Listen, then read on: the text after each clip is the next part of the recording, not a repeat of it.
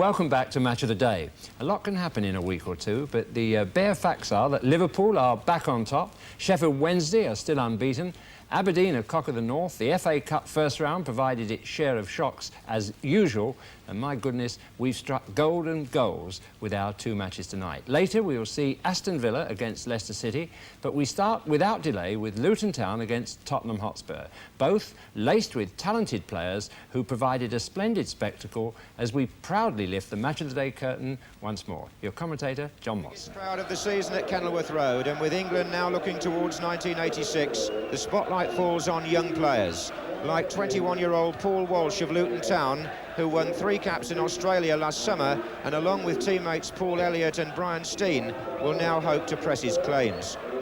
But Spurs look even further to the future by giving 18-year-old Richard Cook his league debut. He was called up suddenly this morning because Tony Galvin has a stress fracture. So Spurs have 2 youth internationals on the wings, Cook of England on the right and Alistair Dick of Scotland, who's also 18, on the left. Alan Brazil is injured, and Spurs expect to hear early next week whether Jasper Olsen will be joining them from Ajax. Luton can't afford him, so they bring back their foreign import Radi Antish as a sweeper in a system which sees Clive Goodyear given his first game of the season in defence. Trevor Aylott is back in attack, but injury still rules out Brian Horton, David Moss and Frank Bunn. Referee this afternoon, Maurice Robinson from Sutton Coldfield. Only 1 point separates Luton, who are 5th, from Spurs, who are 7th. So a lot hinging on this match, and that's Steen with an early shot.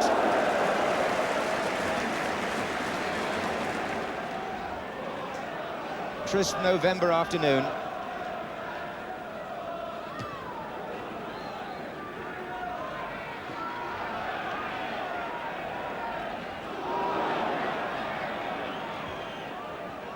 Danny Thomas to Hoddle. Looks as though Donaghy has gone to mark Hoddle in the midfield. That's Cook on the right, the lad making his first appearance.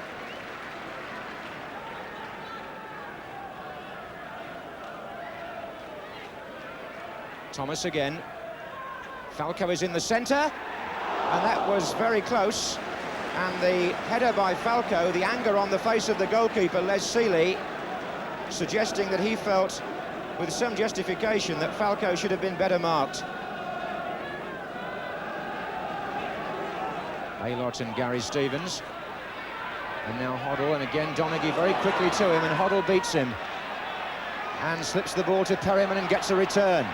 Promising by Spurs and Hoddle. Ali Dick. Houghton.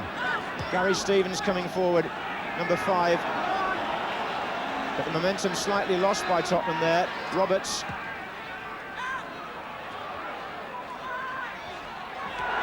Oh, Kirk Stevens handball, penalty. There seemed no danger as Falco contested, but the ball struck Kirk Stevens. He may argue about the intent. Referee didn't hesitate. Penalty to Tottenham.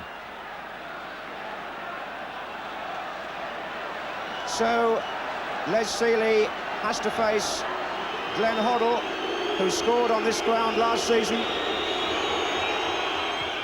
and hits the post this time, and Cook gets the ball back.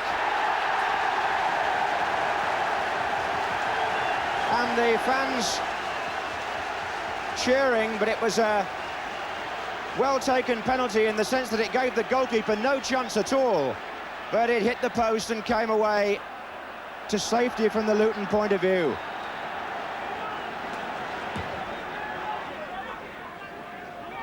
That was Aylott. Hill trying to go through the lot. Got caught in the sandwich. Ricky Hill, Gary Stevens on one side and Houghton on the other. Free kick to Luton. And if Tottenham have got Hoddle on these set plays, Luton have Antish, who's also skillful from this range. And a posse of players waiting to come in from the far side as well.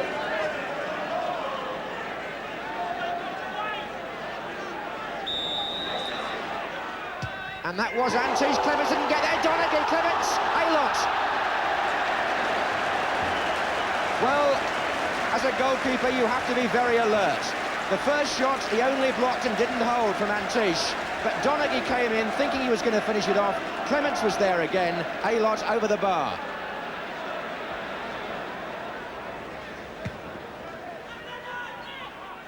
Falco.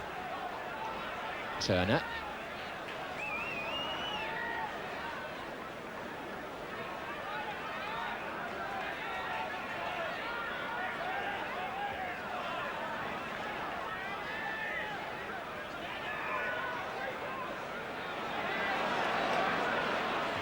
Oh, he's given it straight to Archibald. And good save, Seeley. Falco off the line. And Perryman, blocked by Elliott. Perryman again.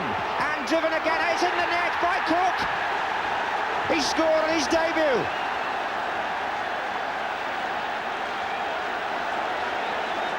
Well, what drama there. A terrible mistake by Wayne Turner. Put in Archibald.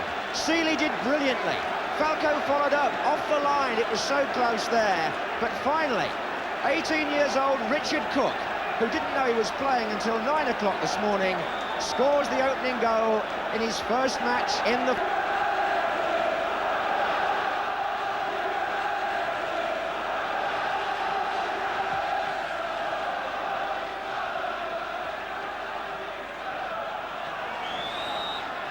Now can Luton reply immediately? It's been that sort of match, end to end. And now Cook's got to go back and do some defending. That's what life's about at this level. Steen curls it in.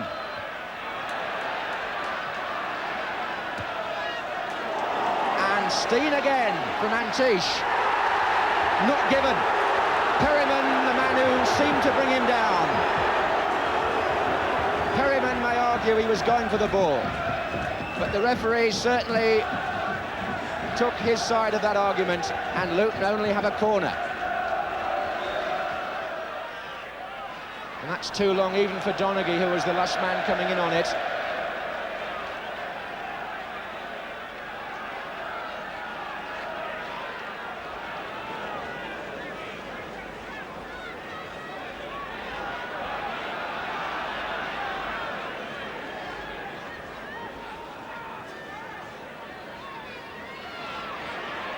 That was a good bit of work by Dick to Hoddle. And Archibald's in the middle, offside.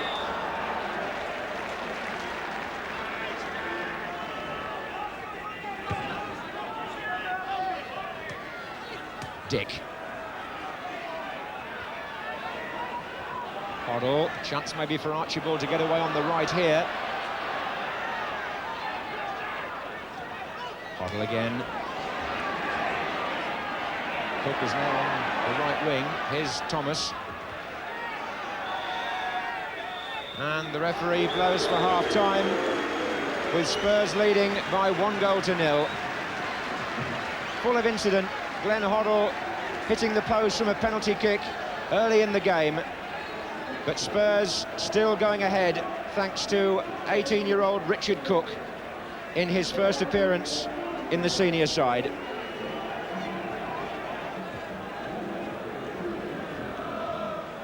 We may be out of the European Championship, but English League football still attracts tremendous interest on the continent. This match is being seen live in Scandinavia, and highlights will also be shown in Holland.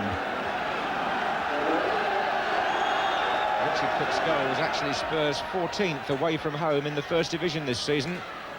And would you believe they only managed 15 away from home in their entire First Division programme last season. So there's been an improvement there in either their attitude or their finishing. Away from White Hart Lane, and here they are on the attack in the second half. A corner. Chris Hughton who made the run. It was Kirk Stevens who blocked the cross. So it'll be Ali Dick with the corner.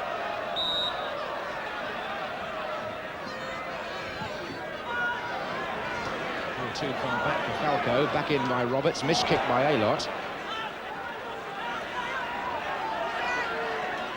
Here's Perryman.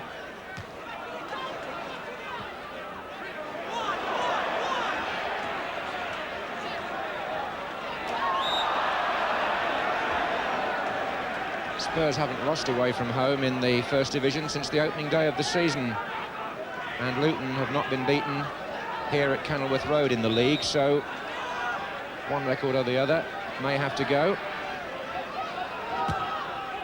In by Hoddle, and the touch there was by Falco, who's having his best run in the Spurs first team, I would think, of his career. He's figured in every game this season and is making a determined effort to keep out international stars. Gary Stevens covering for Graham Roberts. Now Houghton.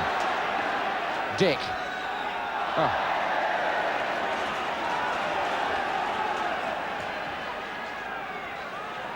Perryman for Spurs. Archibald.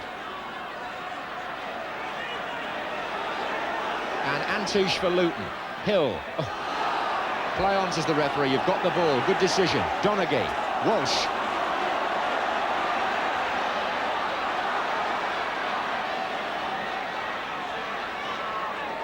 Turner.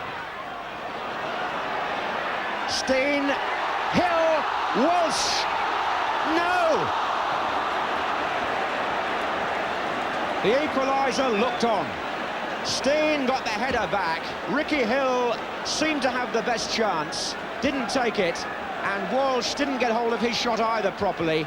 And it went almost in slow motion past the post.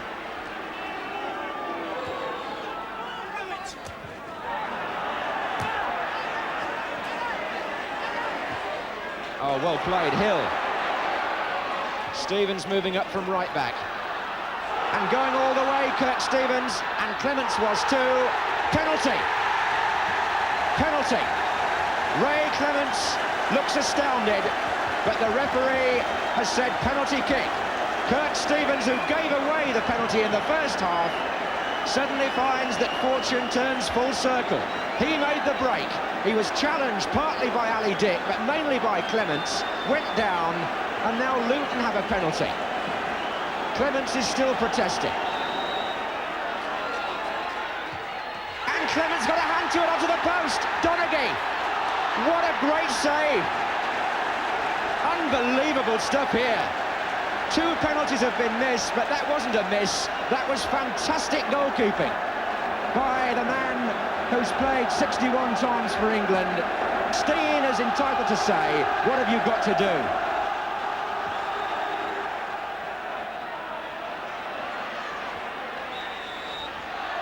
Little tussle in midfield between Hoddle and Antish.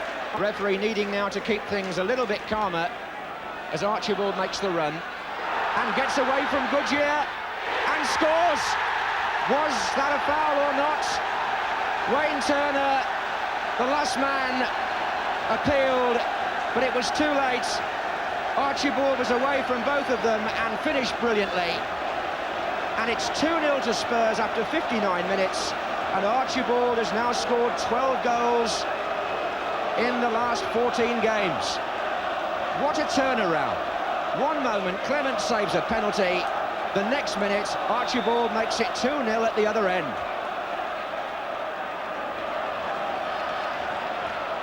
And Luton, whatever else you say, don't deserve to be 2 down. Aylott, Hill, Steen. Antish was fouled by Hoddle.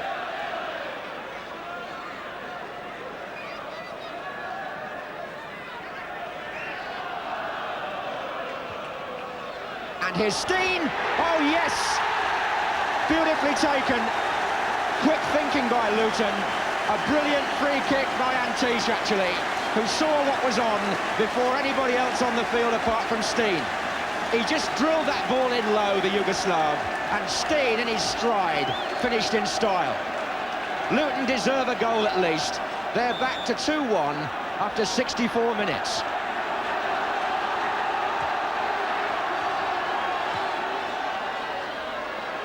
And here comes Cook. And if he'd squared that, Archibald was in the clear.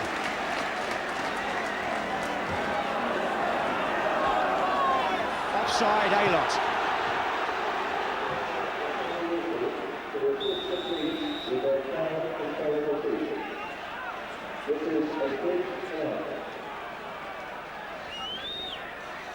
Roberts with the kick. Falco with the flick on. Archibald turning Goodyear. Yes! 3-1 to Tottenham, and Archibald these days can do nothing wrong in front of goal. 72 minutes gone, and Archibald, he foxed Goodyear again there, turning him beautifully and finding the corner of the net. And Archibald's current record, he's still not talking to the manager, by the way, Keith Birkinshaw. That feud is still lying beneath the surface. But in the space of, what, 14 matches, Archibald coming in again here has scored 13 goals.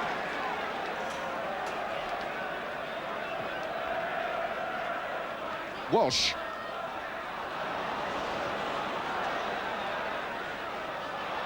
Kirk Stevens, Ricky Hill. And Stevens is up again.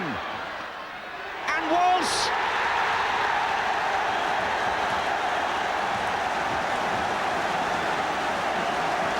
And Kirk Stevens playing his 200th full league match for Luton has had quite an afternoon. He gave away a penalty, he collected a penalty, and with that run he lays on the second goal for Luton. It was a lovely cross, and all Walsh had to do was get on the end of it.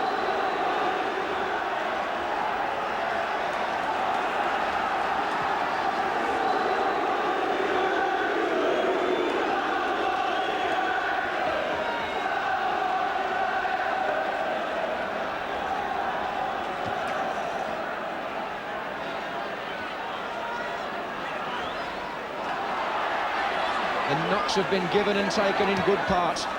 Hoddle. That's a terrific ball for Archibald if he could bring it down. Goodyear relieved that he couldn't. Aylott. Well played by Chris Houghton, who threatens to go all the way. Is this the hat-trick for Archibald? Hits the post. Houghton. Archibald appeared to be on for his hat-trick, beat the goalkeeper, hit the post. So it's still 3-2.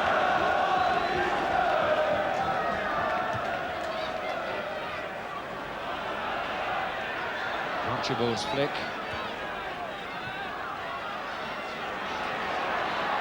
Hill. Donaghy. Oh, he caught Turner coming forward. And the tussle was between Turner and Perryman.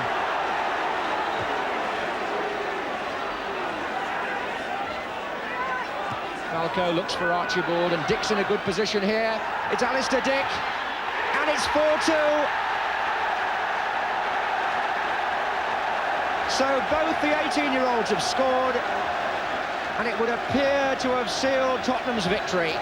Falco on the right, Archibald up there with space to work the ball, and when Alistair Dick was put through, he made no mistake.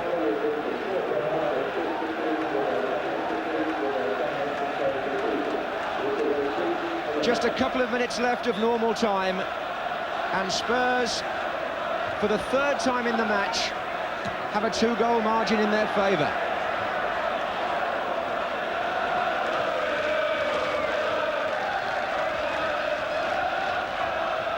Kirk Stevens forward, and it's now fairly comfortable for Spurs as they improve on their winning run. But the real hero for them possibly was Ray Clements, because his 2 vital saves from Donaghy in the first half and the penalty by Steen in the second came at vital times. Spurs were able to extend their lead again and eventually ran out winners by 4-2 in a match which was an immense credit, not just to the 2 teams, but to First Division football in general.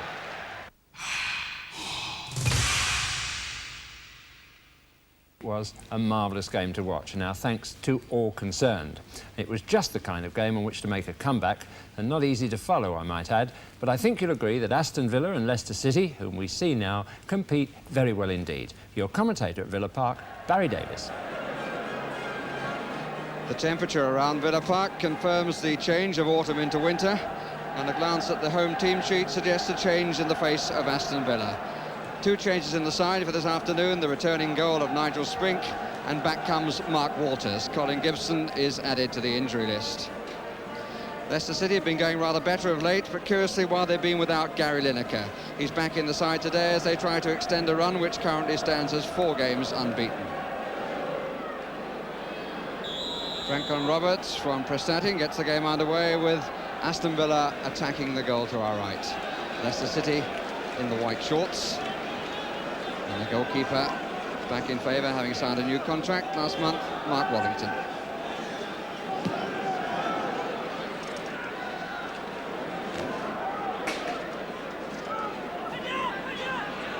Won by Ramsey initially, but not for long. It's a good, determined battle without too much pattern with his right out. Within the middle, bumping and boring. McMahon. Chance for Mortimer, it ran away. Birch. Afraid that was a spoon for a baby and no more. Linux. Ramsey just to his left, slightly behind. 2 waiting in the middle, marked by 3. Corner.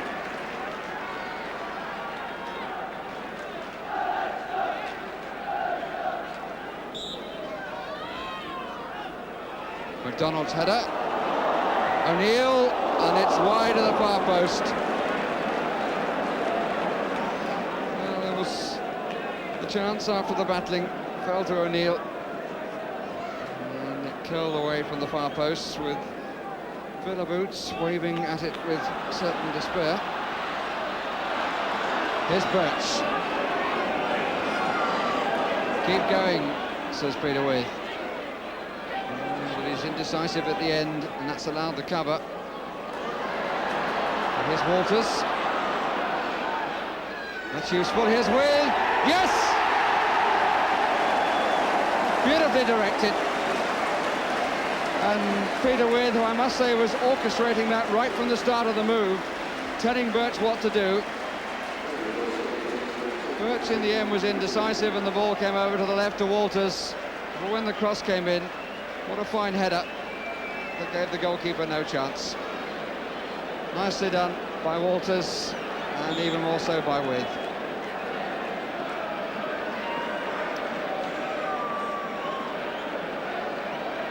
So Peter with his 14th goal of the season and maintaining a really good spell.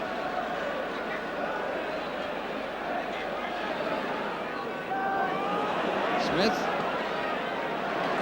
And Evans played the ball that Smith was looking for, except that Evans played it hard enough to reach the goalkeeper.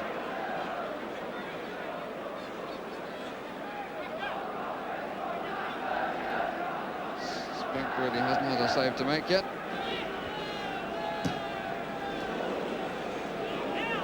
Brave header by Mortimer. And he's chasing still. And he might get, he does, at least from the throw. Oh, that's bad marking. Walters.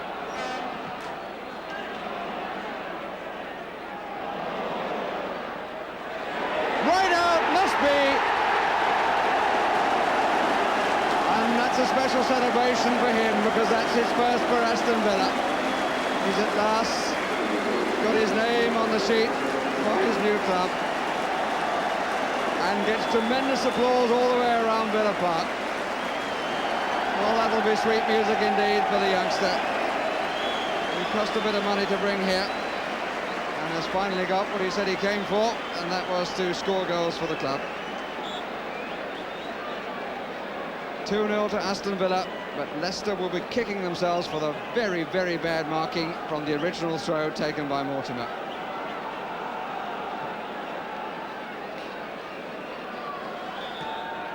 Bit wild by Birch.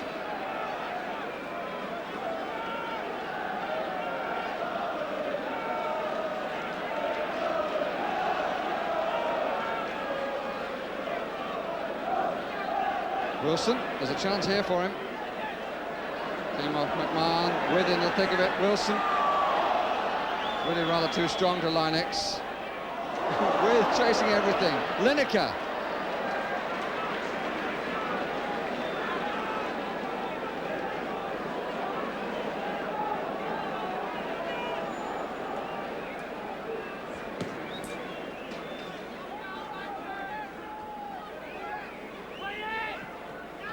Taken by Jones. Looked like a handball by Wilson. If there was, he escaped with it. Now Banks, now Lineker. Still the chance, Smith. Oh, some amazing stuff from Nigel Spink. Did well to get out in the first place.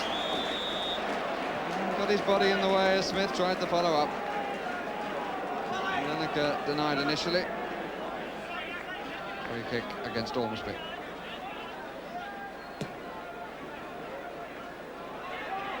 With who came back.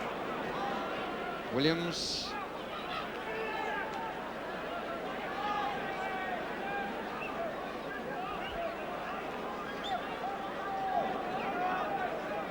Foul by Ormsby.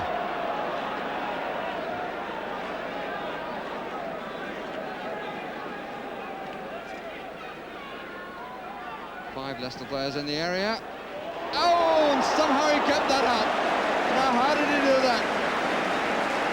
Spink doesn't take any notice of the expression of Smith. The crowd applauds Spink. Smith just doesn't understand it.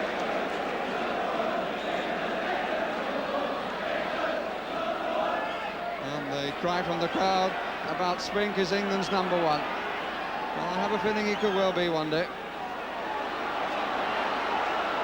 Certainly there's a lot of competition. Gary Bailey and Woods of Norwich City. But Spink just looks the big man in the goal, and that's a very useful attribute. McDonald's looked for the pullback from Linex, which didn't come. Mortimer. Wilson. Smith, for a second, getting the wrong side of Ormsby from Ormsby's viewpoint. Oh, that's a penalty. Yes, no doubt about that. Spink lost the ball and certainly tripped Smith. Never mind the fact that the ball was going away from the area. A foul in the area is a penalty. So can Spink atone for his error? Or will Linex give Leicester some heart? Well, it's gone Leicester's way, and one has to say that on the balance of play during this first half, they've deserved a break. So, after saving a couple of things which looked impossible, Spink in the end produces his own downfall.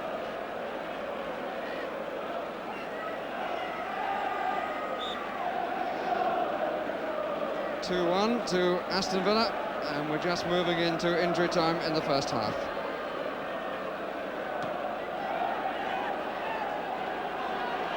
That's a foul by Ramsey, but there will be no time for the free kick, because there is the half-time whistle with Steve Linex putting Leicester back into the game after the front two of Aston Villa had scored their goals. Peter With getting the first, his 14th of the season, and Paul Rideout the second, his first of the season.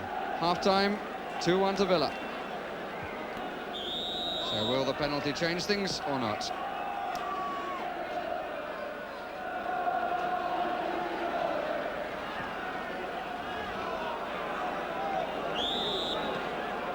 Free kick against Banks.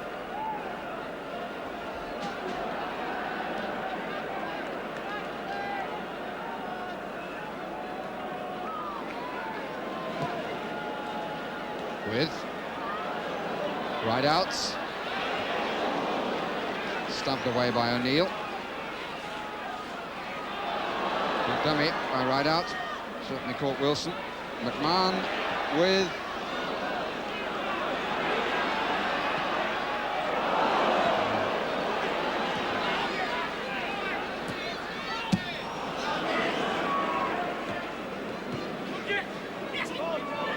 Linex.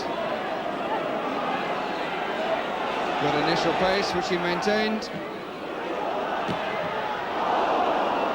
McDonald's, nobody there.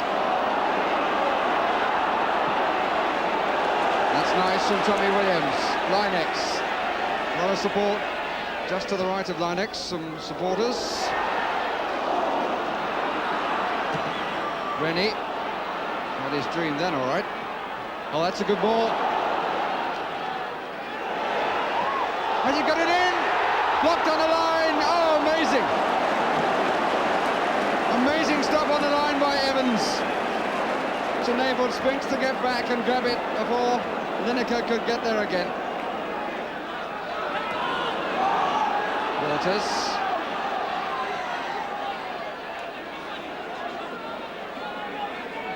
Williams wants somebody coming to him. And you see it now, you don't, from Walters. And again. Oh! What happens at one end happens at the other. Not from so close to the line.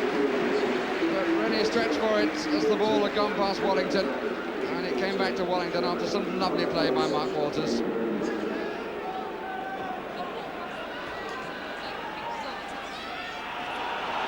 Smith and Ormsby. Ormsby the victor. But being made to work all the way.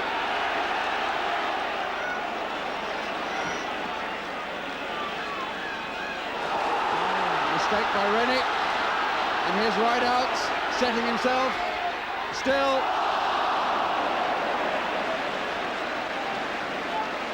But the ball was not quite where he wanted it when he struck it. Came onto his right foot, but when he struck the ball it wasn't the sort of distance ahead that a player would like in that position. Birch. Rideout, he's got With him, McMahon coming from behind, With making the run on the near post, trying to set up McMahon. Yes, no! Good heavens, it looked as though it was there. McMahon thought it was there, and I must say so did I. But it was just the wrong side of the post. Could have been no more than a whisker.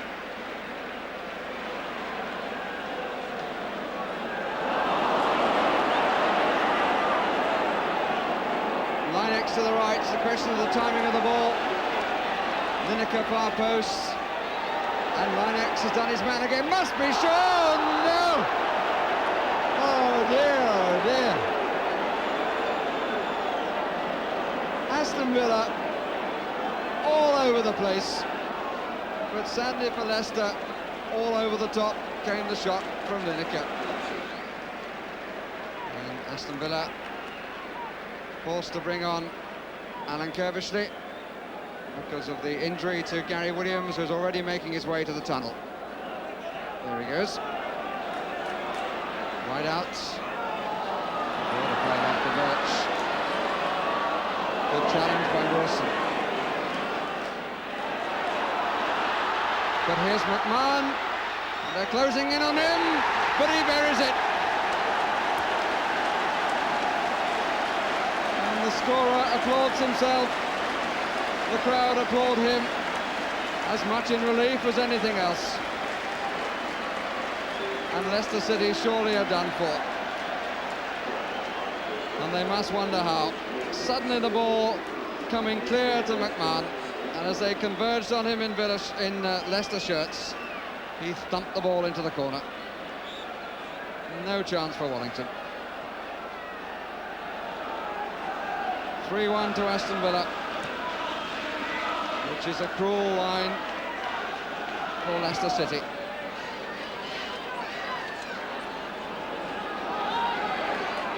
Have they still more to say? Mortimer.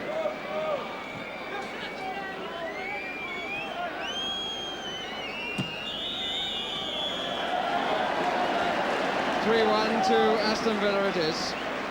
The killer goal coming 20 minutes from the end from Steve McMahon, his first for the club. It's a score which is very hard on Leicester City. Rideout and With getting the other goals for Villa. Linex scoring for Leicester. But really, rattling good entertainment. Was too, and I know Aston Villa, having safely tucked away the 3 points, won't begrudge a word of sympathy for Leicester City, who never gave up, created chances which belied their lowly position and nervously frittered them away in a way that might account for it. Bob. It's been a very good day for the top three clubs in the First Division. They all won, while some of their main rivals faltered. Liverpool, the leaders, beat Stoke 1-0. Ian Rush, the scorer, with his 16th of the season. West Ham also won 1-0. Dave Swindlehurst getting a late winner at Sunderland, who incidentally are hoping to sign Liverpool's David Hodgson. And third place Manchester United beat Watford 4-1, with Frank Stapleton scoring his first hat-trick for the club. Liverpool manager Joe Fagan was less than enchanted with Stoke's attitude and performance at Anfield, saying, "In all my 25 years at Anfield, I've never been so disappointed over a visiting team's display. It takes two to make a match." Another First Division manager with a powerful point of view tonight is Birmingham's Ron Saunders. He believes the Football League is beginning to disintegrate and a Super League of 5 or 6 clubs is rapidly becoming a reality. Said Ron, "They will get richer while the rest of us get poorer. There's no way a club like ours can compete with the Manchester Uniteds, Liverpools and Tottenhams. We will soon be like the Germans and the Dutch with only half a dozen teams challenging for the top prizes. Freedom of contract is to blame."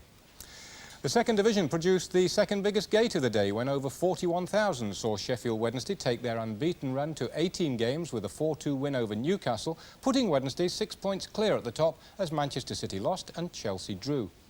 It was the first round of the FA Cup, and the first two giant killers to emerge were Telford, who beat Stockport, and Whitby Town, who knocked out Halifax. In all, 19 non-league clubs go into Monday's second round draw, among them Corinthian Casuals, one of 7 non-leaguers who drew with league opponents. A possible big payout on the pools, with only 7 score draws and 6 no-score draws on the coupons, claimed by telephone for 23 or 22.5 points. The dividend forecast, very good. Score draws, 13, 16, 17, 28, 34, 35 and 44. The no-score numbers, 11, 14, 23, 33, 40 and 45. And we'll be back same time next week, 10:20 that is. And as he's watching Jasper Carrott tonight, a show not to miss incidentally, I'm sure Spurs young hero Richard Cook, who scored today in his first league game, will contemplate with some gratitude the way in which Steve Perryman, in his 726th first team game, picked up the rebound from his own shot and in a flash laid on the perfect invitation for young Richard to finish as good a piece of goalmouth action as you could wish to see. Good night. Oh, he's given it straight to Archibald. And good save, Seeley. Falco off the line. And Perryman, blocked by Elliott. Perryman again. And driven again. It's in the net by Cook.